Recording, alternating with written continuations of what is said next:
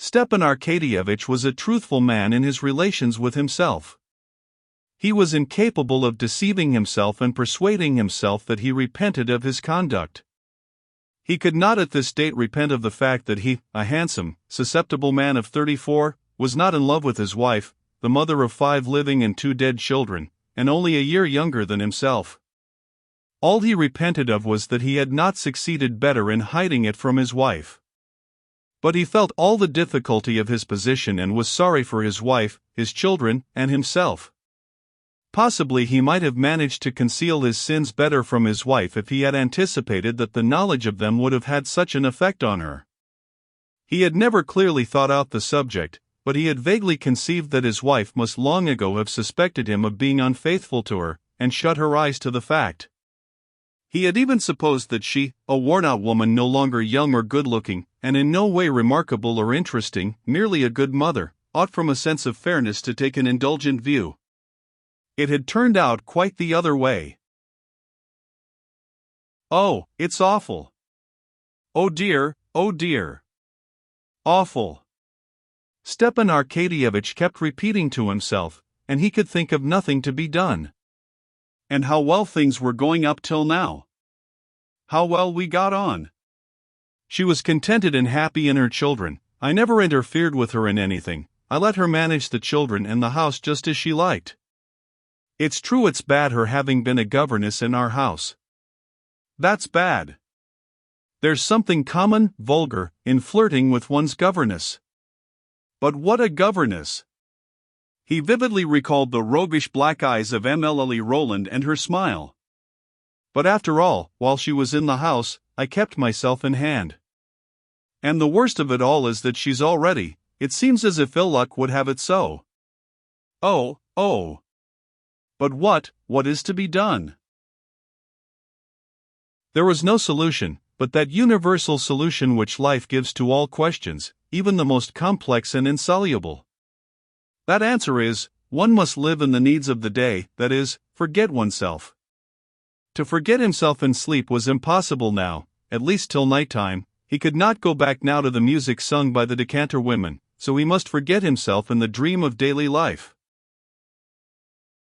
Then we shall see, Stepan Arkadyevitch said to himself, and getting up he put on a grey dressing-gown lined with blue silk, tied the tassels in a knot, and, drawing a deep breath of air into his broad, bare chest, he walked to the window with his usual confident step, turning out his feet that carried his full frame so easily.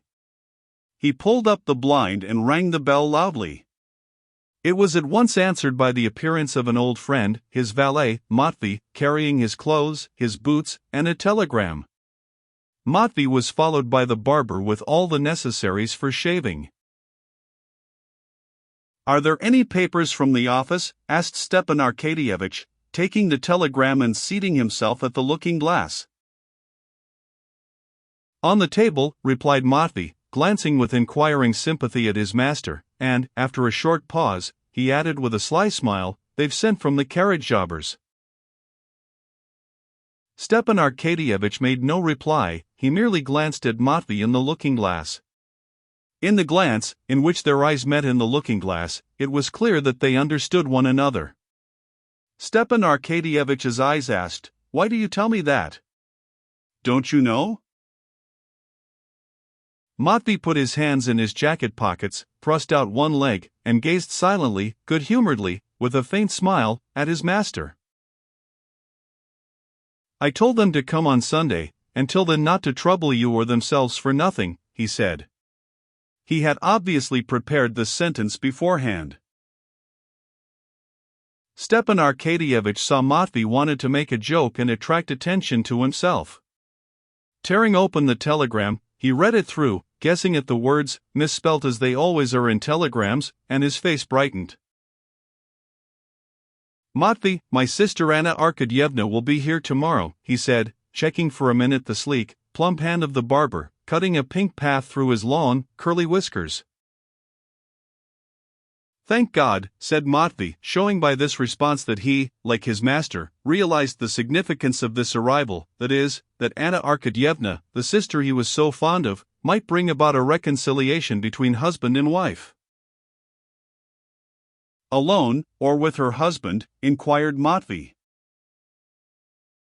Stepan Arkadyevitch could not answer, as the barber was at work on his upper lip, and he raised one finger.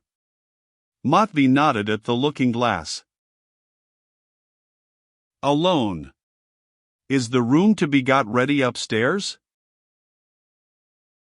Inform Darya Alexandrovna, where she orders. Darya Alexandrovna? Matvey repeated, as though in doubt. Yes, inform her. Here, take the telegram, give it to her, and then do what she tells you. You want to try it on, Matvey understood, but he only said, yes, sir. Stepan Arkadyevitch was already washed and combed and ready to be dressed, when Matvey, stepping deliberately in his creaky boots, came back into the room with the telegram in his hand. The barber had gone. Darya Alexandrovna told me to inform you that she is going away. Let him do, that is you, as he likes, he said, laughing only with his eyes, and putting his hands in his pockets, he watched his master with his head on one side. Stepan Arkadyevitch was silent a minute. Then a good-humored and rather pitiful smile showed itself on his handsome face. Matvey, he said, shaking his head. It's all right, sir, she will come round, said Matvey. Come round? Yes, sir. Do you think so? Who's there? Asked Stepan Arkadyevitch, hearing the rustle of a woman's dress at the door. It's I, said a firm, pleasant, woman's voice, and the stern, pockmarked face of Matrona Philimonovna, the nurse, was thrust in at the doorway. Well, what is it, Matrona? Queried Stepan Arkadyevitch, going up to her at the door.